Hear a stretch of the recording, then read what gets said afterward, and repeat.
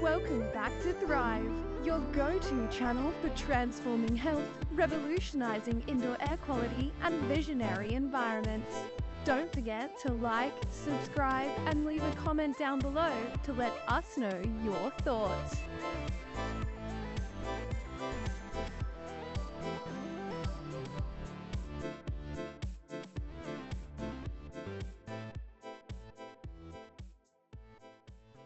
From the Department of Education, we work in, my colleague and I both work at maintenance.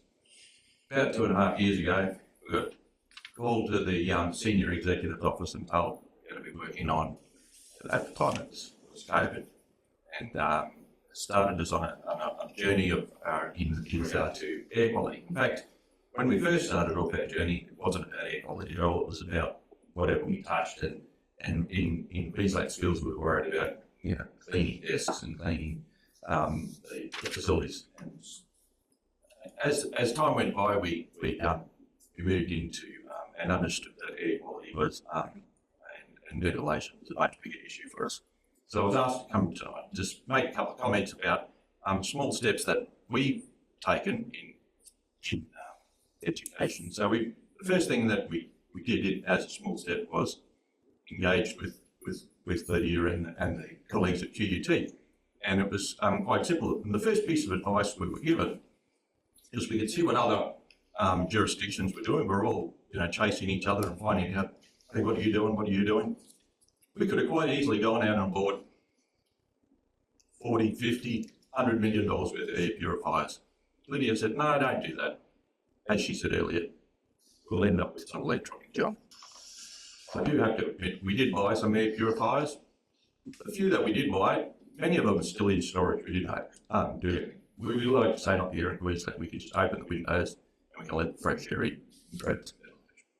However, it might be a small step to take to not buy them, and certainly the irresistible advice to our senior colleagues is, hey, we're not going to buy these. They'll love that. We're not going to spend $100 million. So that was fine. However, not every parent, 500,000, 600,000 children go to Queensland state schools every day.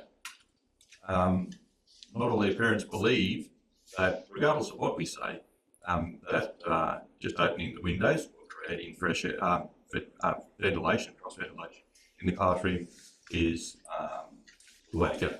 They believe we need air purifiers. So we did. We spent, whilst it was easy to say we're not going to buy them, we spent an inordinate amount of our time replying to parents who wrote to the minister or the local member. Robin will remember we had standard lines and we pumped the briefs out and the response letters over and over and over again.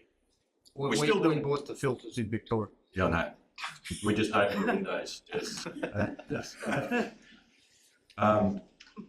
And we had air purifiers. So in a few locations where we just, to be very open about it, just couldn't shut the parents up.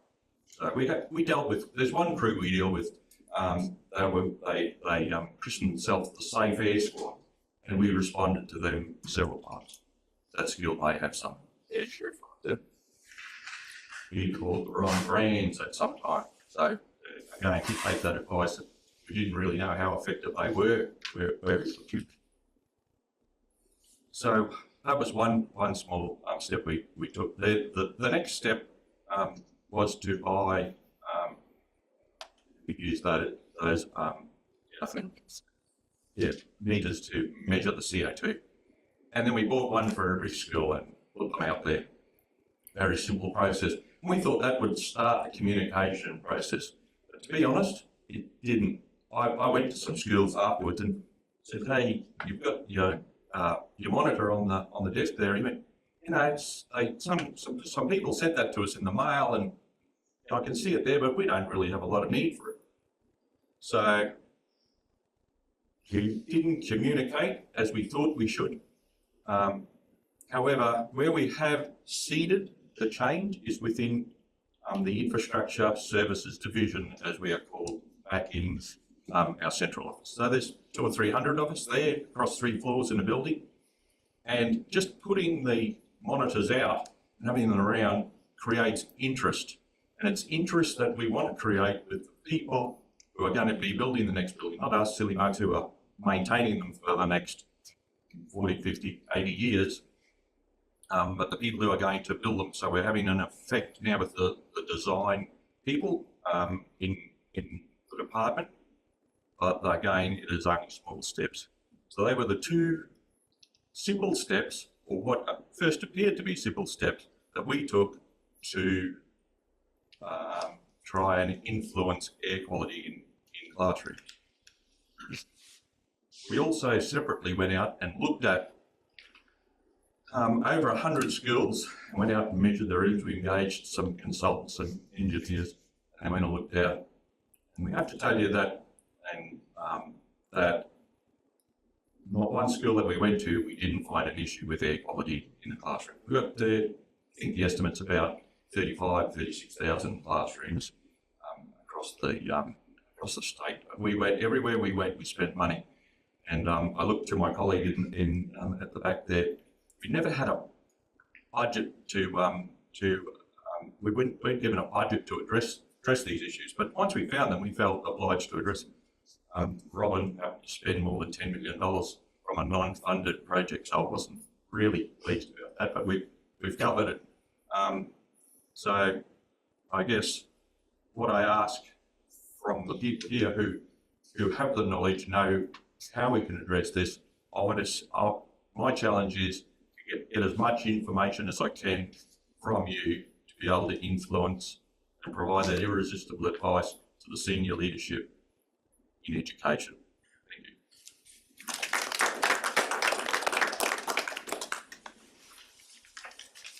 Thank you very much, Greg. Just to be absolutely clear, I'm not against the purifiers. That's right.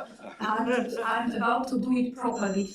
I wonder, so what happened with these purifiers which you bought for schools? Were they used in schools, or do you have any evidence what happened with them? So, we used them where the parents whinged, and we put them in the classroom. That's the honest truth.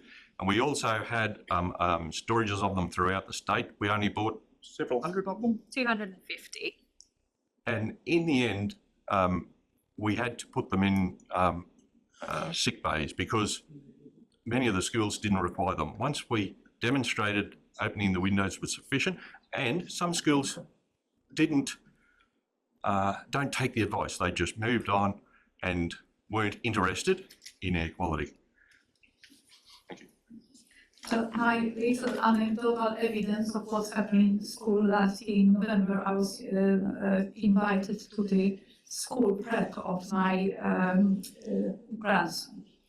And 25 kids, a few adults. I looked around and I thought, well, there's no ventilation here at all. Everything closed up, nice spring day, everything could have been open, not windows. And my monitoring no time at all showed close to 2,000.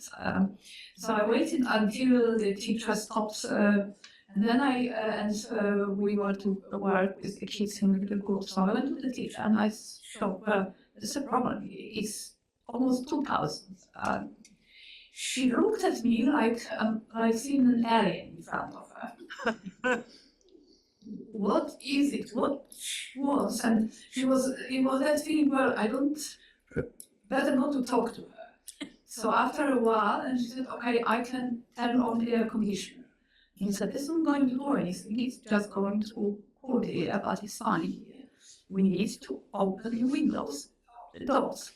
So again, she looked at without any words. She went around, opened all the windows, 2 doors on both sides, in no time at all. It went down to ambient concentrations. I showed her this, but I think it was completely beyond.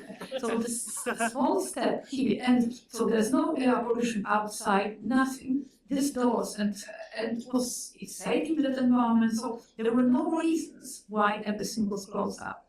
So here the small step would be really education and awareness, and the CO2 meter to show and explain what it means.